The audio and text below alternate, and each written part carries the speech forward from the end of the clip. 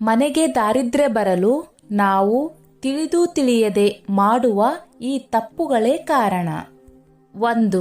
ಊಟ ಮಾಡುವ ವೇಳೆಗೆ ಅನಾವಶ್ಯಕವಾಗಿ ಯೋಚನೆಗಳನ್ನು ಮಾಡುತ್ತಾ ತಟ್ಟೆಯ ಮುಂದೆ ಕಣ್ಣೀರು ಹಾಕುವುದು. 2. ಹೆಣ್ಣು ಮಕ್ಕಳು ತಟ್ಟೆಯನ್ನು ನೆಲದ ಮೇಲೆ ಇಟ್ಟು ಊಟವನ್ನು ಮಾಡುವುದಿಲ್ಲ, ಬದಲಾಗಿ ತೊಡೆಯ ಮೇಲೆ ಇಟ್ಟುಕೊಂಡು ಊಟವನ್ನು ಮಾಡುತ್ತಾರೆ. ಹೀಗೆ ಮಾಡಬಾರದು. ಇದನ್ನು ರೋಗಿಗಳು, ನಿಶಕ್ತಿಯಾದವರು ತೊಡೆಯ ಮೇಲೆ ಇಟ್ಟು ಊಟವನ್ನು ಮಾಡುತ್ತಾರೆ. ಆದ್ದರಿಂದ ಊಟದ ತಟ್ಟೆಯನ್ನು ನೆಲದ ಮೇಲೆ ಇಟ್ಟು ಊಟವನ್ನು ಮಾಡಿ. 3.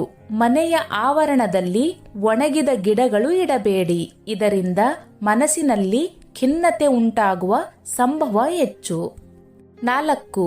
ಮನೆಯ ಗೃಹಿಣಿಯ ಹಿಮ್ಮಡಿ ಒಡೆದಿದ್ದರೆ ಅಂತಹ ಮನೆಯಲ್ಲಿ ಲಕ್ಷ್ಮೀದೇವಿ